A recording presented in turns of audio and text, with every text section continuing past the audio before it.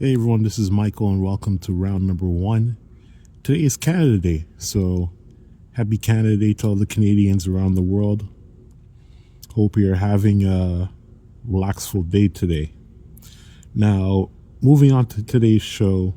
Today's show is going to be centering on three anchors that helped shape this week in pro wrestling. So first, we're going to talk about the Night of Champions fallout. We're going to talk about the emotional and competitive stakes coming out of the event. We're going to be looking at Gunther's psychological breaking point, why this meltdown matters, and what it signals.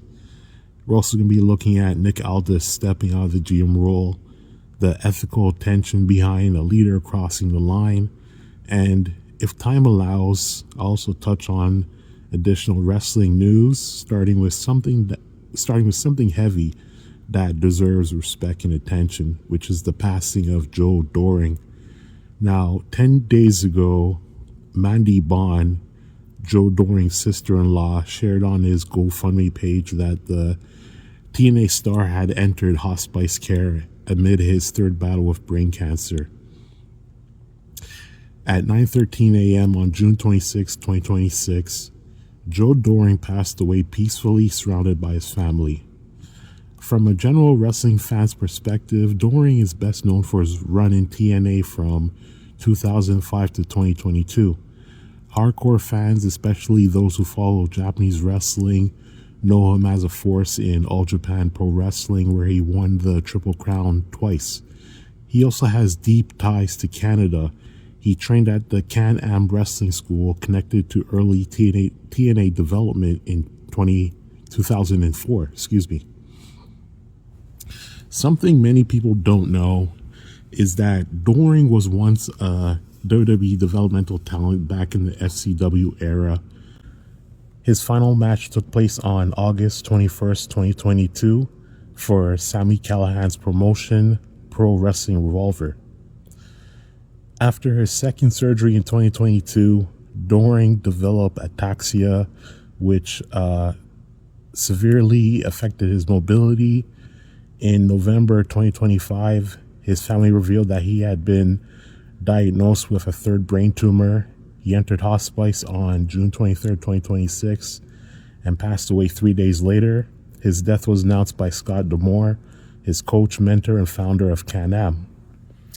Now, unfortunately, Joe Doring may not be the last wrestler we hear about facing hospice care in 2026. Rebel from AEW is battling terminal ALS. We don't know what other wrestlers may be quietly carrying behind the scenes. So, on behalf of round number one, I want to send prayers to the soul of Joe Doring and strength to his family. His legacy spans continents, promotions, and generations of wrestlers who admired his toughness and heart. Now let's switch gears. Let's talk about Night of Champions, the fallout, emotional and competitive stakes that happened, that the night delivered. Now, Night of Champions didn't just deliver match results. It delivered emotions, it delivered pressure, and it delivered a moment that changed the entire temperature of WWE's leadership structure. Sami Zayn is the new WWE champion. This wasn't just a feel-good moment. It was the culmination of years of storytelling, heartbreak, reinvention, and perseverance. Sami Zayn is now the face of the WWE's flagship championship, and that win is a spark that ignited everything else, including Gunther's unraveling. Io Sky is the queen of the ring, and she wasted zero time. Io Sky immediately issued a SummerSlam challenge to Liv Morgan. No hesitation, no celebration, no waiting for Monday Night Raw. She turned her coronation into a declaration of war. Liv Morgan now has a target on her back heading into SummerSlam. Femi is king of the ring, and the message is clear. Obafemi's coronation wasn't just a tournament win. It was a statement of intent. Triple H has been building Oba slowly, deliberately, and with purpose. Winning King of the Ring is the moment where that long-term investment finally pays off. Obafemi is no longer a prospect. He is no longer a rising star. He's no longer the future. He's the present. And with the crown comes expectation and opportunity. Now let's talk about the part that frustrated a lot of fans, myself included. Obafemi won King of the Ring. By doing so, he earned the ultimate prize, a guaranteed world championship match at SummerSlam. He earned the right to step into the biggest spotlight of the summer, and instead, we watched that opportunity get completely hijacked on Monday Night Raw. When Obafemi came out to announce his SummerSlam championship decision, Brock Lesnar didn't just interrupt, he blindsided him with a low blow, laid him out with an F5, and forcefully accepted a challenge for Hell in a Cell. Brock literally held Oba's momentum hostage, forcing the young king to sacrifice his immediate world title aspirations to protect his pride in a trilogy match. So WWE used the King of the Ring prize as a mere plot device to run Oba versus Brock 3. And here's the core issue. There's no logical end in sight for this feud.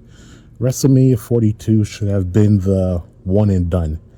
Oba beats Brock, moves forward, and enters the world title picture as the next generational star. Instead, WWE extended the feud after WrestleMania, and now they're looping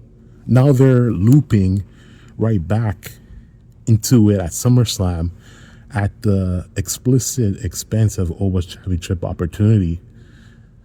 So this is creatively backwards. In standard sports, stories build towards a definitive final round. You don't just hit the climax and then just loop back into the exact same matchup 3 times in a row. WWE just showed us the perfect example of doing it right on Raw with Seth Rollins versus Roman Reigns. Years of history, a clear unresolved thread, and a logical, fresh final chapter match scheduled for SummerSlam. But Oba versus Brock, this booking feels like pure nostalgia, not vision. So you have Triple H, Bruce Pritchard, and Paul Heyman all come up in a generation where Brock Lesnar was the ultimate attraction, the final boss, the guaranteed main event anchor. Because of that, they keep going back to him as the shortcut solution for big match energy, even when the story doesn't need it and the audience isn't asking for it. The problem is simple. Obafemi isn't a nostalgia act. He's a generational talent who should be moving towards the future, not being pulled backwards into someone else's legacy. And here's the part that hardcore fans understand better than anybody. Traditionally, Hell in a Cell is supposed to be the definitive end of the feud. It's the final chapter, the cage where everything gets settled so both men can move on. But by burning the ultimate feud ending cell stipulation right now on the second rematch, Triple H is completely missing the pacing. They're using up the grand finale mechanic right in the middle of the story. Why? Because the people running WWE creative today learned the business under Vince McMahon, and Vince's philosophy, in my opinion, was simple. If something makes money, you milk the cow dry, and then you kill it and eat what's left. That's the creative lineage Obafemi is stuck inside right now. Hell in the Cell won't be the finale. It'll just be the midpoint. Okay, mark my words. Obafemi versus Brock Lesnar Part 4 is absolutely happening in Saudi Arabia later this year. And that's the problem. That's the frustration. That's the creative ceiling being placed on a generational talent who should be fighting for world championships right now.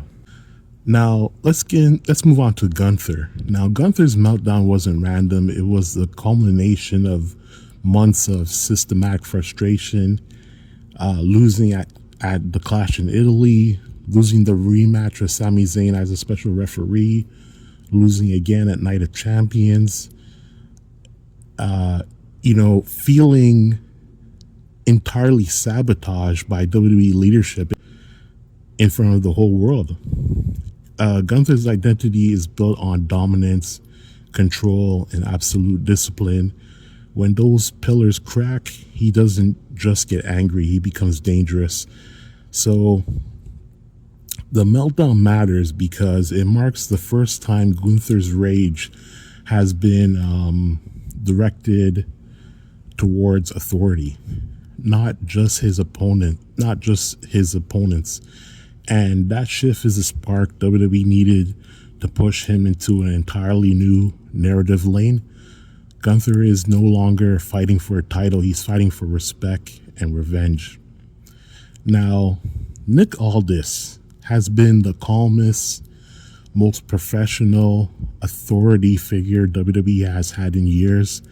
He is composed, unshakable, and executive through and through. Until now, when Aldis shoved Gunther back at Night of Champions, he didn't act like a general manager. He acted like a wrestler, a proud, decorated, dangerous man who refuses to be disrespected. So this raises a massive ethical question at the heart of WWE's management structure. When a leader crosses the line and becomes part of the physical conflict, can he still claim to be a leader? By striking back, Aldis fundamentally changes the paradigm. It completely blurs the boundary between corporate management and active competition. It challenges the integrity and objectivity of his authority. It gives Gunther exactly the corporate target he's been craving. So the minute Nick Aldis, the authority figure, let his ego get the better of him, he died as a manager. So Nick Aldis, the competitor, could survive.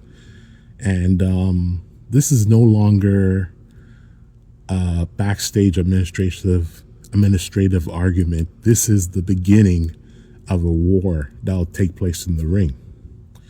So this past Monday's Raw was a double taping. Raw was aired live on Netflix, and then directly after that, SmackDown that was taped. This episode of SmackDown will be shown on July 3rd on the USA Network, domestically and internationally on Netflix. So let's do like a little review between Raw this week on the 29th of June and SmackDown that's going to happen on July 3rd using the spoilers that we got. Now, did Nick Aldis address the confrontation? And obviously, if you watch Raw, no, because on Raw, it was explained to us that Nick Aldis was placed on administrative leave following the blow up between Gunther, with Adam Pearce stepping in as a acting GM on SmackDown going forward. And did Gunther escalate this event even further? No, he was also placed on leave. So as far as spoilers go, the broadcast replayed only the Night of Champions confrontation as a major recap package, heavily fueling the narrative of an eventual Gunther versus Aldis match. Now, did Sami Zayn appear as champion? Yes, he did on the SmackDown taped episode. Sami opened the show with a massive promo, confronted Cody Rhodes and Jey Uso Jey Uso, sorry, and was heavily featured in backstage segments. Did Io Sky or Liv Morgan appear? So, yes, both appeared on Raw. Io Sky held a Queen of the Ring celebration promo, which was violently interrupted by Liv Morgan, who locked the new Queen of the Ring in a painful half crab until officials broke it up. SmackDown taping also revealed major forward-looking developments. You had Cody Rhodes versus Jey Uso for the No. 1 Contenders match. Should I spoil it or not? Okay, I'm going to spoil it. Cody won the right to face Sami Zayn next Monday on Raw, which takes place in Chicago, so somebody might be showing up that we would expect to show up, especially since this person has been away for a while and Raw is being broadcast from his hometown. Okay, so Danhausen versus JD was announced for Saturday night's main event at MSG. Trick Williams and Carmelo Hayes are supposed to have a non-title match next week. The Bloodline storyline marched forward with an intense backstage segments featuring Jacob Fatu and Royce Keys. Julia versus Blake Monroe feud escalated with another physical attack, and as far as spoilers go for SmackDown, that was all that was revealed. And as always, this is a tape show, so when it broadcasts, more stuff could happen. So closing up this show, this week gave us Heartbreak, Coronations, a brand new WWE champion, and a storyline that might completely redefine WWE leadership. And after this Friday and come this Monday, we'll get a fuller picture of the future of the WWE going forward. Okay, so this is Michael for your weekday edition of Round Number 1. Join us on the weekend, where I have multiple uploads planned, and the weekend episodes will be very, very interesting. So please tune in for that starting on Saturday. And this is Michael of Round Number 1. Hope you have a great day. Again, happy Canada Day to all the Canadians celebrating around the world. And I'll see you on the weekend right here on Round Number 1. All right. Stay cool, everyone.